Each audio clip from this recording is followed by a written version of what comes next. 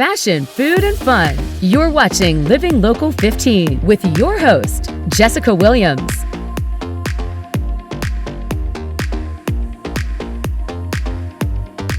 Good morning and welcome to a special edition of Living Local 15. I'm your host, Jessica Williams. As we close out 2022, we are celebrating some of our favorite moments on the show. Enjoy!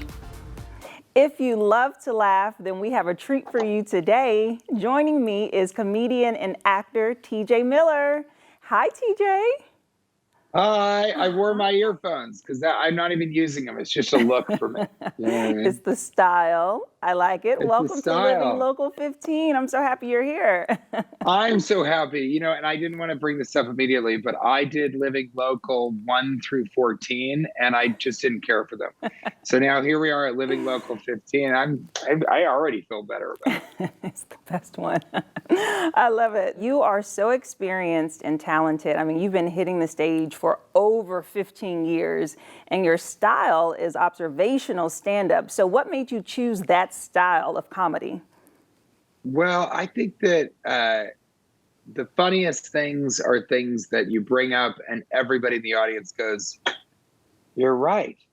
I didn't really think about that, but now that I do, oh my gosh." And I don't know. I think I love the laugh that comes out of that as much as I love the laugh when I do something unexpected that's relates only in the moment. And this person said this, and I connected it back to this thing. So right now is such an interesting time for comedians, right? And I know that things kind of get crazy on the stage. So I wanted to ask, how do you feel about cancel culture? And do you feel that, comedians should walk a thin line right now? No. I think the problem is, and by the way, I want to say thank you so much. And you've been so lovely and you're excellent at kind of hitting all the points. Thank you. I think that the problem is the repercussions of not holding back, of being free with your speech. I wonder where that comes from, America, are really, really high. The stakes have become more and more high. Mm-hmm. But, as I've talked to Dave Chappelle about and some of these guys that really push the envelope, I think that you kind of can't be every moment watching and being afraid of the Twitter mob. And there are some states that get that, Indiana, and then there's some places that don't, California. And what we need to be open to is that anyone can say anything, and it doesn't mean that they should be muzzled or muted. And the thing that we're forgetting is if you don't like what somebody is saying and it's not physically harming you or putting you in danger, then just don't listen to it. Right? And if you do like what somebody is saying, then champion it and share it. But I think, the more we say, you can't say this, you can't say that, the more we're sort of falling into, the places that aren't America. Yeah. I just want you to come, forget all of your troubles for just an hour and a half to 2 hours, 3 hours if you meet me around back in the alley and I'll joke around with you there.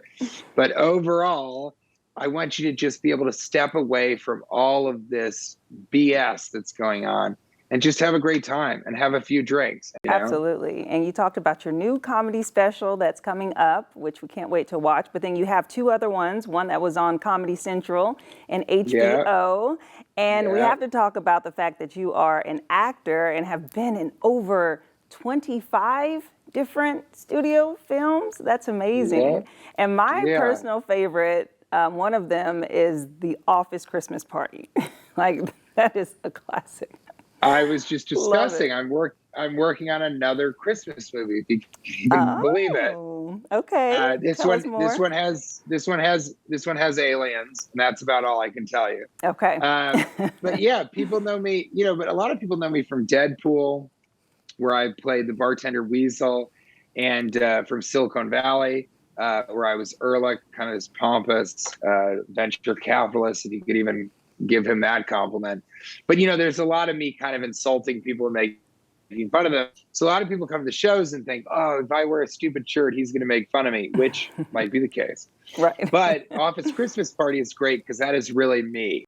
And I love You that know. so much. And I wanted to ask you about the hot sauce because the pictures and the names, I mean, extreme gangsta hot sauce. I mean, I feel like that will burn. So what is the spice level?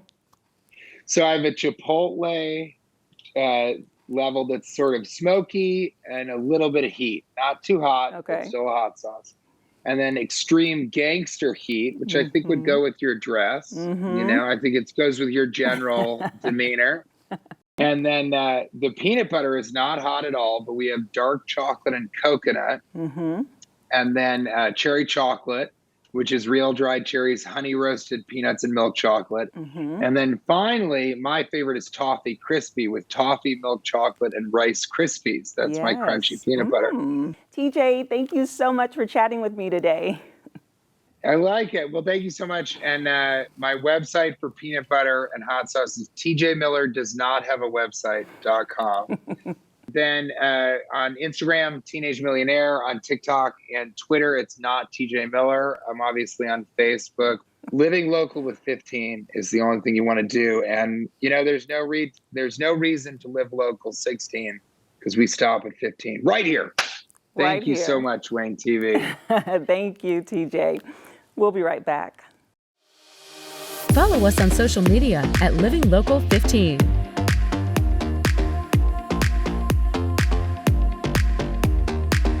Today, I have three-time Survivor contestant and winner of Survivor Africa, Ethan Zahn. Hi, Ethan. Hey, how's it going? Good to see you. Good. You too. Welcome to Living Local 15. I'm so excited to chat with you today.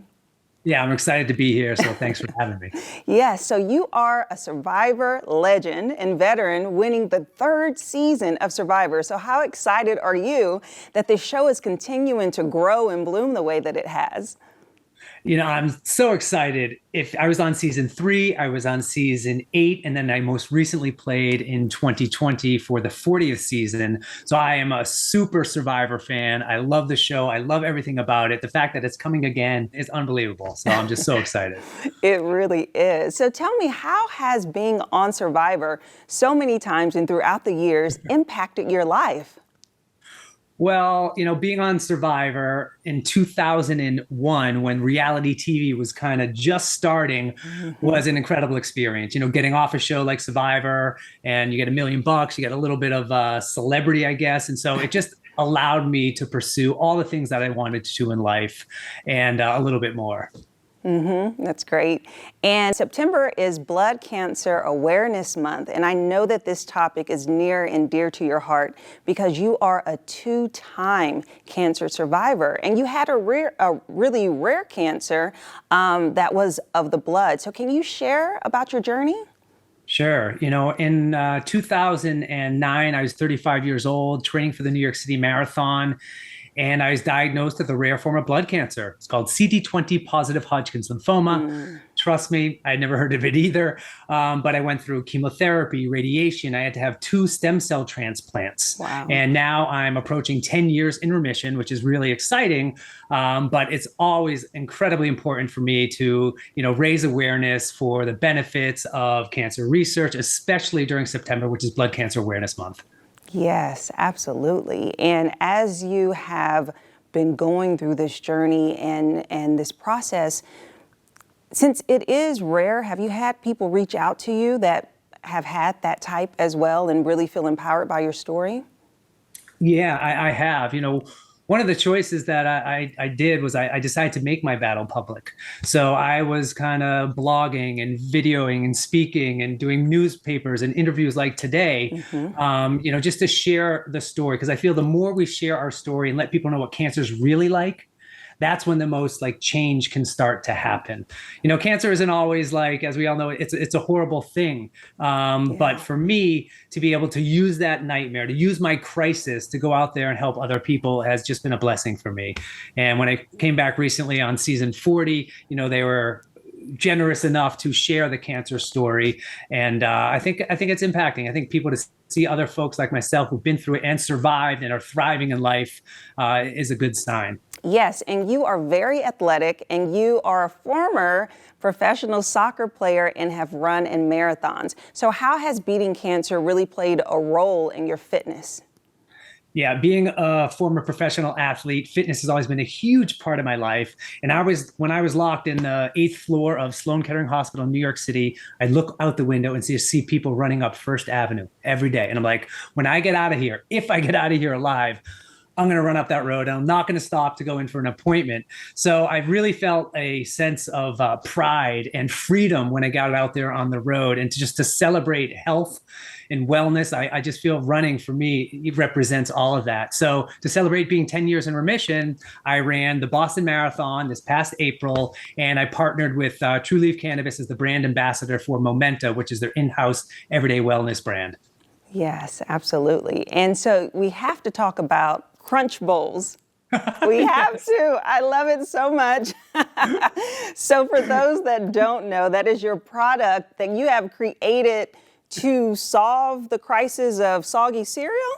Yeah. Are you sick and tired of soggy cereal? Well, I'm going to revolutionize this cereal eating experience in one big scoop. Yeah. So when I was sick, going through cancer way back in the day, I put my brain to work, and I created a cereal bowl that keeps your cereal crunchy all day long. And if you imagine a swimming pool's got a shallow end and it's got a deep end. Same with the Crunch Bowl. You keep your cereal up top, put your milk down below, and you want a little crunch, you just tap, tap, tap right over the edge. I mean, it's really genius. It is. When I saw it, I said, "Ooh, I am ordering me a bowl." So yeah, so you can go find Ethan's Crunch Bowls and it will change your life. I already know it.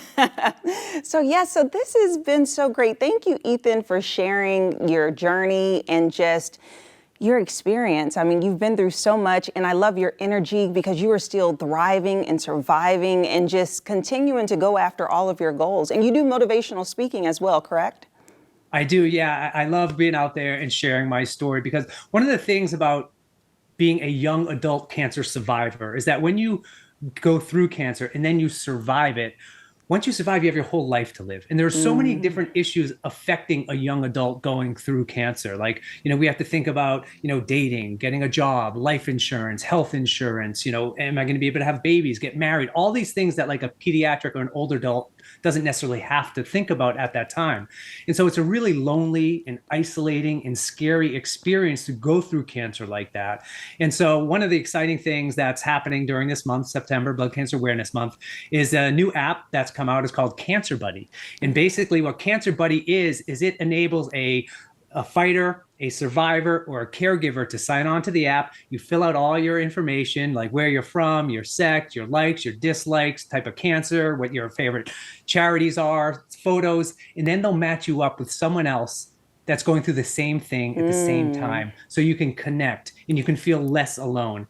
And so for someone like me, if I had that back in the day, it would have been a game changer for me. Yes. So I'm just like trying to share about Cancer Buddy because I think it's just so important. We all know what's happened these past few years. Everyone is incredibly lonely, uncertain, and so put cancer on top of that, it just magnifies everything you're going through. So to have an app that can pair you up with other people just to connect and feel less alone and to commiserate and to celebrate is just a blessing. So if anyone's out there and you're going through a tough time, sign on to Cancer Buddy. I think it's a really incredible tool. That's awesome. That is so awesome. Thank you so much for sharing. And I love what you said. Once you survive, you have your whole life to live. So we are living our best lives. So thank you so much, Ethan. It was a pleasure talking with you today. Thank you so much for having me. Absolutely. And we'll be right back. Living Local 15, proudly driven by the Kelly Automotive Group.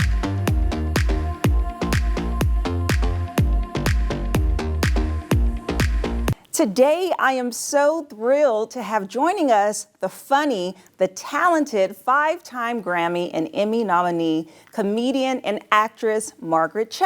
Hi. Hi. How are you? I'm doing great. How are you? Doing wonderful. Thank you. So tell us about your tour and what people can expect from your show.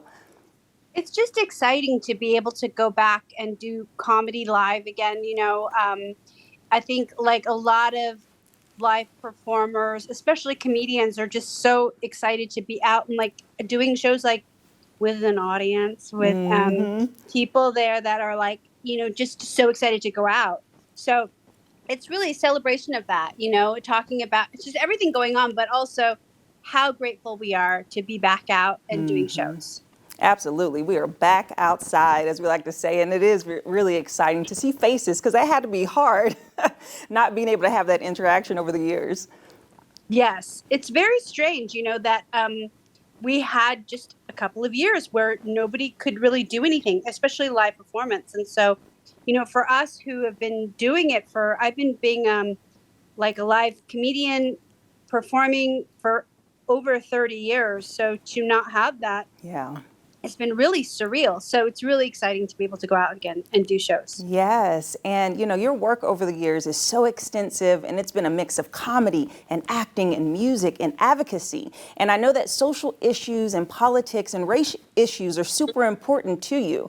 So my question is, how do you balance when you do your shows between the funny and deciding to address the bold topics? Well, it's all really about being funny. I mean, I think it's like important to talk about things that you're passionate about, but for me also, it's also important to be a comedian. So it's like you don't want to get too serious and bogged down by things. You also want to be able to laugh. And so that's what I've always focused on. Yes, making sure that the audience is laughing and having a good time.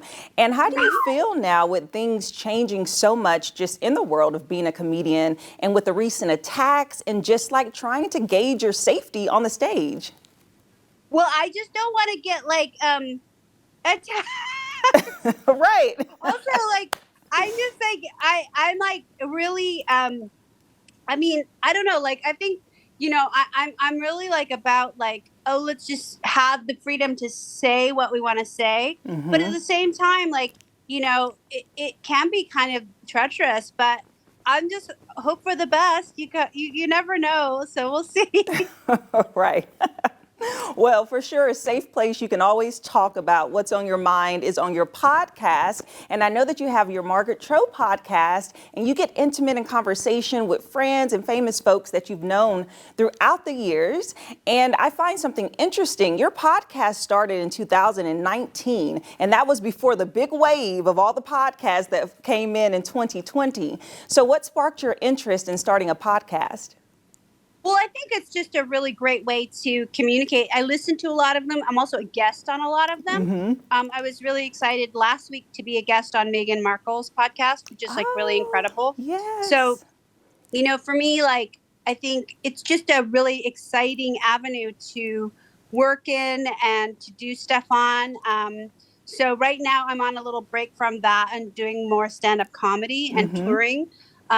So that's really welcome. But yeah, I just love to listen to podcasts. I love to be on them. It's really great. Yeah. So who has been your favorite guest so far? I loved just talking to, everyone. I love having Quentin Tarantino on, which for me, he is somebody that I've known for really such a long time. Yeah. And, we have a shared love of film. And of course he's a cinema icon. Yes. So it's great to get to talk to him. Very like interesting, like the minutia of filmmaking. And that's something that I've always really treasured. And I also love his podcast. So it's really fun to embrace this kind of new avenue of entertainment with people who have been doing stuff in different areas for so long. Right. Okay, so throughout these conversations, what has been the funniest conversation that you've had on your podcast? Well, I think it's just, for me, it's just like being able to be on the moment. My most special moments too have been with, like, I got to be on Bob Saget's podcast, the last one he did, like 2 days before he died. Like, to me, it's like, I'm so lucky to be able to share that moment with him and to like have been on his podcast. And we laughed so much throughout that entire conversation. So I think that to me was really, really special.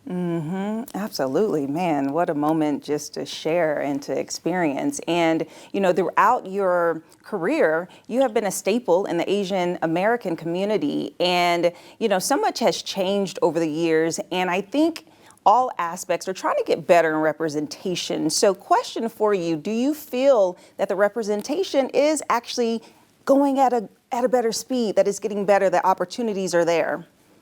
Yes, we're getting better. It's getting better. It's gradual. And I think that there still needs to be more, but certainly there's a lot more representation than there has been, which I think is really something to be optimistic about. Yes. So it is definitely more of a sense of like representation, but there still needs to be more. Right, yeah. And you've been staying quite busy on your latest projects, which is a documentary series on Showtime and a new film, Fire Island, on Hulu. So which out of these projects, why are they so important and near and dear to you to be involved in them? I just love being able to continue to work. For me, it's just the ability to go out and doing like different kinds of things and going out and doing stand-up comedy, going out and doing movies and TV and all of that. Just like the dailiness of my work is really what I treasure. So just a reason to get up and get out there is really powerful. Yeah. Margaret, thank you so much for taking the time to chat with us. And we are so excited about you coming to Fort Wayne. Wonderful. Thank you. Absolutely. Don't go anywhere. I'll see you after a short break. Have an idea for the show? Want to find out how you can be a guest? Contact us at livinglocal15@wayne.com. Follow us on social media at livinglocal15.